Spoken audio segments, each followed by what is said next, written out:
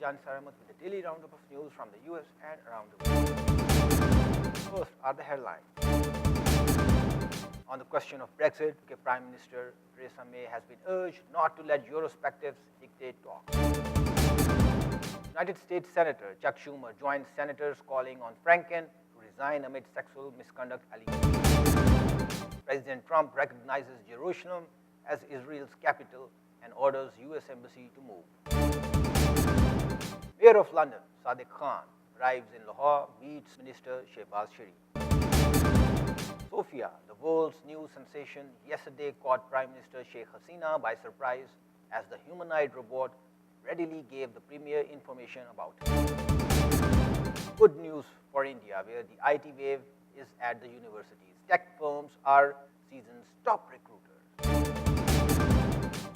Long Island's kids gets free shopping spree complete with superheroes. And now the details.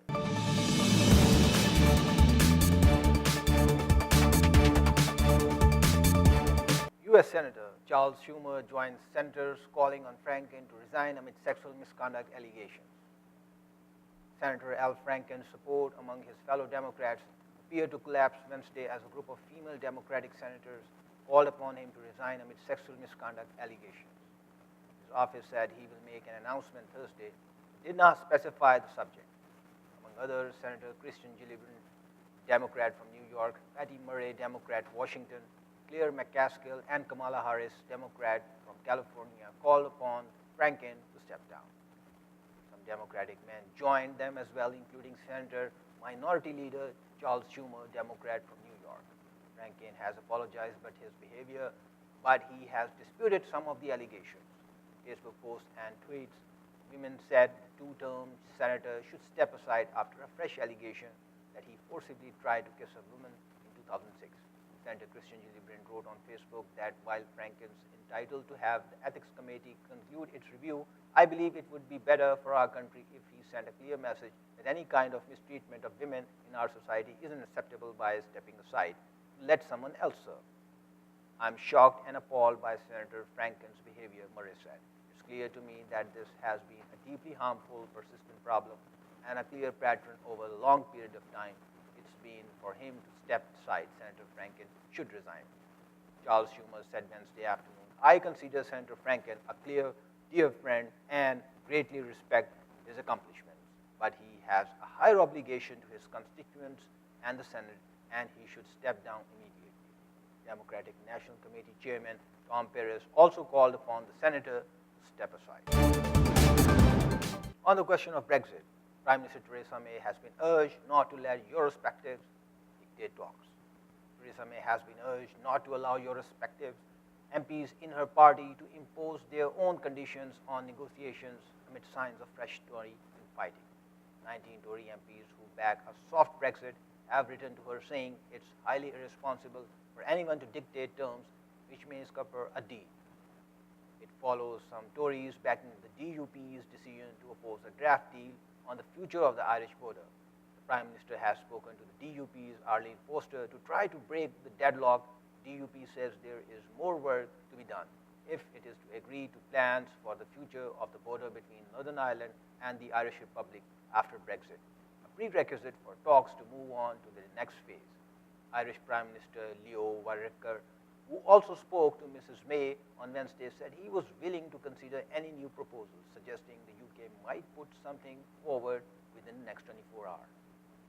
At a summit next week, European leaders will decide whether enough progress has been made in the negotiations on Ireland, UK's divorce bill, and citizens' right so far to open trade talks.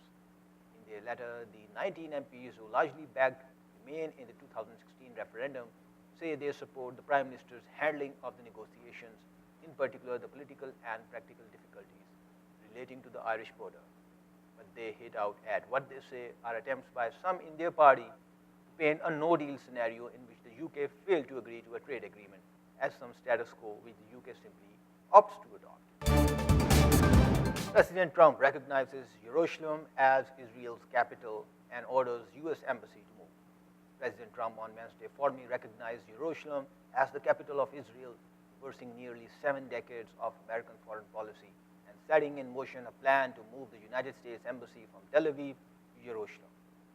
Today, we finally acknowledge the obvious that Jerusalem is Israel's capital, Mr. Trump said from the diplomatic reception room of the White House. This is nothing more or less than a recognition of reality. It is also the right thing to do. It's something that has been done. The President casts his decision as a break with the decades of failed policy on Jerusalem, which the United States, along with virtually every other nation in the world, has declined to re-recognize as the capital since Israel's founding in 1948. That policy, he said, brought us no closer to a lasting peace agreement between Israel and the Palestinians. It would be folly to assume that repeating the exact same formula would now produce a different or better result. Mr. Trump declared recognizing Jerusalem, he added, was a long overdue step to advance the peace process.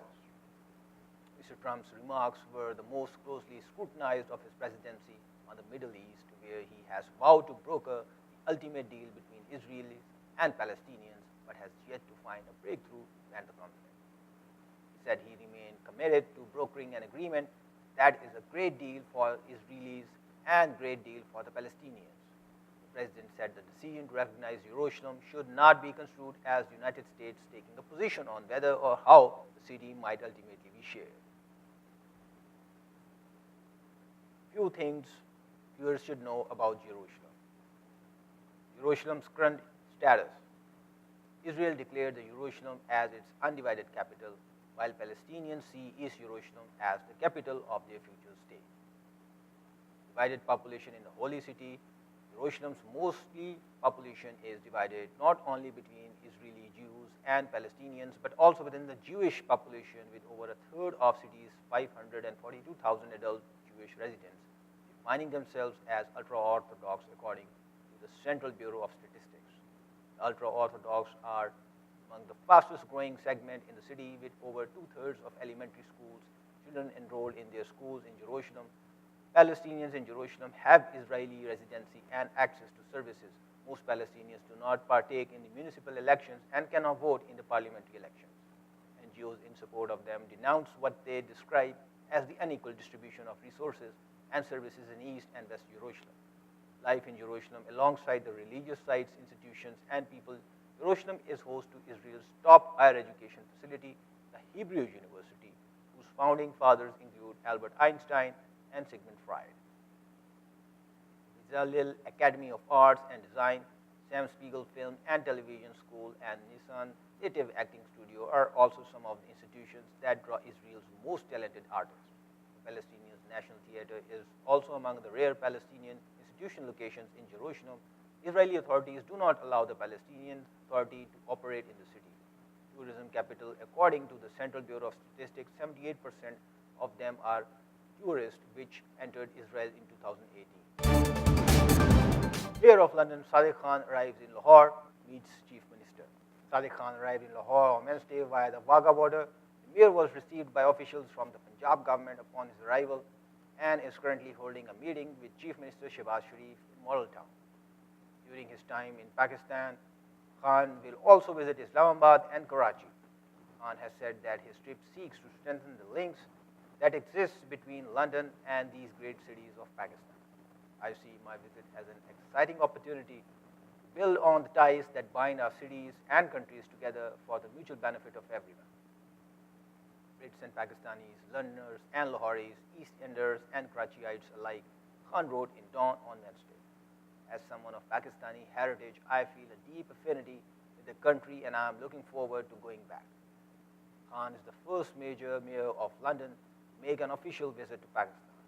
He arrived in Lahore after a 3-day visit to India. During his stay there, Khan had visited Delhi, Mumbai and Amritsar and met with politicians and celebrities. Khan's visit to India and Pakistan are part of the London Open campaign launched by the mayor to show that London is united and open for businesses and to the world following the EU referendum. The trip is aimed at strengthening trade and investment links as well as promoting cultural exchanges. Meanwhile, the chairman of Pakistan Super League franchise Peshawar, Zalmi Javed Afridi, also met the London mayor and presented him with a Zalmi t-shirt and a badge signed by the team's player. Sophia, the world's new sensation yesterday caught Prime Minister Sheikh Hasina by surprise, as the humanoid robot readily gave the Premier information about her. Hasina met Sophia at the inaugural ceremony of the 4-day-long Digital World at Bangladesh International Conference Center.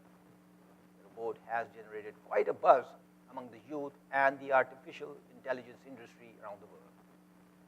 After Hasina's inaugural speech, the organizers announced that Sophia would be brought to the stage to meet the Prime Minister. Wearing yellow, white top and skirt, Sophia came onto the stage. The Prime Minister asked her, "Hello, Sophia, how are you?" "Hello, Honorable Prime Minister, I'm feeling proud. This is very nice to meet you," Sophia replied. Hasina wanted to know how she knew her.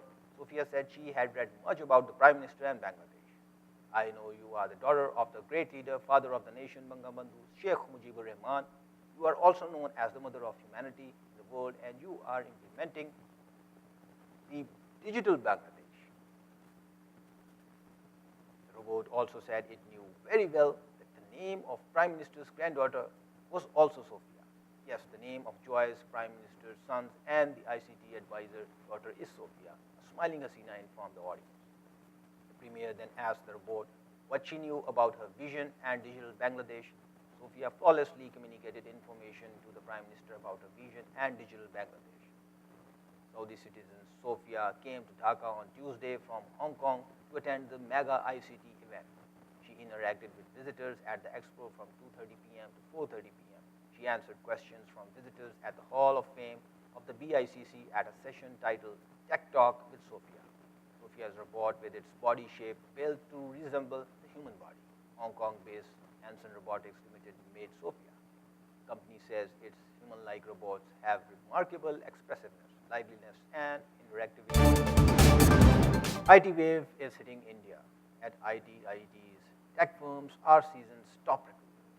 Placement 2017 has been about IT companies indulging in bulk hiring. On most campuses, tech firms have emerged as the largest shoppers for the talent. Each company has identified its favorite college and picked up a large number of graduates, a throwback to the IT boom era. In this, the start of the big IT bang again, IT Kanpur witnessed the biggest wave as Intel picked a full class size of 59 candidates. It came with 2 profiles, hardware and software, and picked up a computer science graduate for coding and electrical engineering students for hardware openings. I am seeing a growth in core and IT field. Bulk recruiters are very cautious when they are getting good slots and meeting our 19 pointers with an internship experience abroad and carrying a resume with an idea. They cannot stop themselves from recruiting themselves, said IIT Roorkee placement head NP Pardon. Some of the companies say placement heads had plans to pick up fewer students but ended up taking many more. They came with a plan to pick up 5 or 6 but ended up taking 23, he added. But bulk recruitment was still largely seen in the top brands, reflecting the fact that the big wave may have just started. Long Island kids get free shopping spree, complete with superheroes. On Wednesday, 40 kids from Westbury, New York State were given the chance to shop with some of their favorite movie characters and superheroes at Target. And they were each given a gift card of $250 to spend. I thought I was dreaming, 11-year-old Julie Denny said. I almost pinched myself. The event is called Heroes and Helpers, and the cost of the gift cards was split by the Nassau County Police Foundation and Target. The goal is to help some of the neediest families in the country. Be these particular students, they are either homeless status or financially challenged, or the possibility of being evicted, said Lisa Maldonado, a counselor in the Westbury School District. Maldonado helped select qualifying students. For some, a 9-year-old Jessica Woods, shopping with Cinderella was like a dream come true. Today is, I think, the best day of my life, she said. The event is also a chance for police who dressed up as heroes to show themselves as role models. Officer Jason Rees of the 3rd Precinct dressed as Thor. This is the chance that we can show children that we are more than just police officers, he said. We are also people. We give back. We are fun. Many of the kids wanted simple things like pajamas and gifts for their siblings and parents. Acting Nassau County Police Commissioner Patrick Ryder was also on hand to greet the kids. He called it a great partnership between the police department and Target. The event is in its 6th year, but this is the first time police dressed up as heroes and characters. And thank you very much for watching. Watch us at www.millenniumtv.org, and do drop us a line at info@millenniumtv.net. This is Jani Ahmed signing off from Millennium TV USA. We are bridging communities worldwide.